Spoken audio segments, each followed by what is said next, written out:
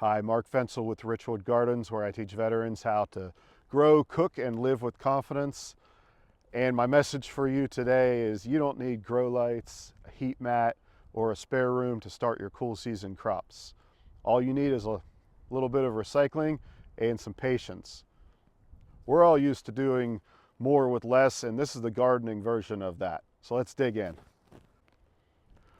I want to challenge you, whether you're a beginner gardener or if this is your 20th year, to give winter sowing a chance this season.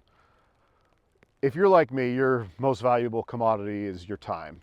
And while I'm blessed to have a large basement with a dedicated utility room, I have a potting bench down there, and I can easily start seeds in late December or early January if I want. And then when it's time, I bring them upstairs out to the garage, and I have a whole wall of racks with grow lights and more heating mats. But when I grow plants in those racks, I have to pay attention to, is the soil drying out? How close are the lights? If I have more racks than lights, am I rotating the plants appropriately? With winter sowing, I don't have to worry about any of that. I let nature do the work. And this is not soft indoor training. These cool weather crops that we start in these makeshift greenhouses, we can call them, they're ready to go from day one. Now here's the science behind winter sowing. Here's why this works. Seeds need moisture and temperature cues from their environment. Now we can give them those cues in an artificial environment, let's say our grow racks. We have lights, we have a watering can, maybe a misting bottle, but again, let's let nature do the work. Most seeds also need freezing and thawing to break that dormancy. That happens naturally with winter sowing. And these little greenhouses that I'm going to show you how to make, they do something else. They protect the seeds from birds, strong winds, and rain.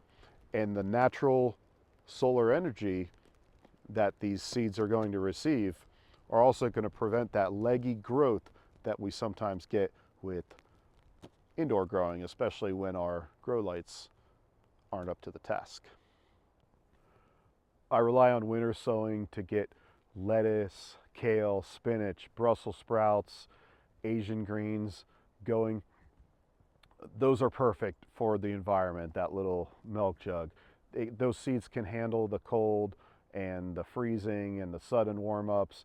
They just intuitively know when it's time to sprout. So it's perfect for those. Now you can start your tomatoes, peppers, eggplants. You can start those with winter sowing. I prefer to do those inside. They just take a lot more babying with the heat mats.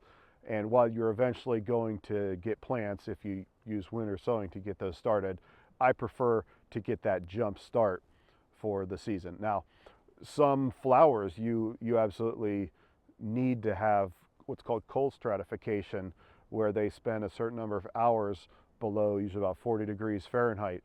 Flowers such as cone flowers or lavender, those are perfect for winter sowing, and I wouldn't try to start them inside. Now, some crops that you don't want to winter sow would be crops that I wouldn't start indoors regardless. They don't transplant well, like radishes, turnips, beans, peas, corn. You want to start those outside, just direct sow. And then we have cucumbers and squash. Again, just put those in your garden, and they take off so fast after a couple weeks that you don't even need to mess with the milk jugs with those. With a sharp utility or pocket knife, cut across the widest part of the milk jug, leaving a small hinge at the base of the jug's handle. Alternatively, you can cut the jug in half at this point and nest the top of the jug into the bottom half, but I prefer the hinge design as it holds in more moisture when you tape the two halves together. Remember that you're not trying to hermetically seal the jug. The idea is just to make sure that you can keep the top secured. Now fill the bottom part of the jug about 2/3 of the way with a quality potting mix or seed starting medium. My favorite is Fox Farm Happy Frog. Now this soil's from last year and it's a little dry, so I'm going to give it a quick mist to promote germination. You're going to sow your seeds at the same depth you would if direct sowing or starting them in cell trays. By the way, this is dependable broccoli, a proven variety for zone 6A here in central Ohio.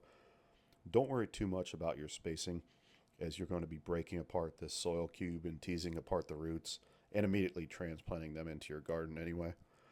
I like to give the whole thing a few sprays just to encourage the seed starting medium to settle a bit around the seeds and hold everything in place. Now we're going to tape the two halves together. This is Gorilla Tape, and while it's strong, it doesn't like to stick very well when it's this cold out, and the moisture from the snow probably isn't helping either. Wide masking tape also works just fine. I'm going to write the name of the variety on the outside of the container for easy ID. You may have noticed that I printed the seed variety and starting date on a wooden popsicle stick and set that inside the jug. And this is in case the permanent marker fades in the sun, so we have some redundancy, because 2 is 1 and 1 is none. So we have our container all taped up here, and we're going to set that out in the garden. Before we do that, let's take off our lid. Again, we're letting nature do the heavy lifting here.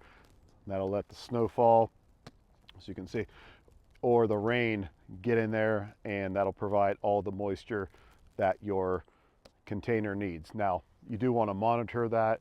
If it's particularly dry, you might want to get in there with a spray bottle. Put this in an area where it will get some sun.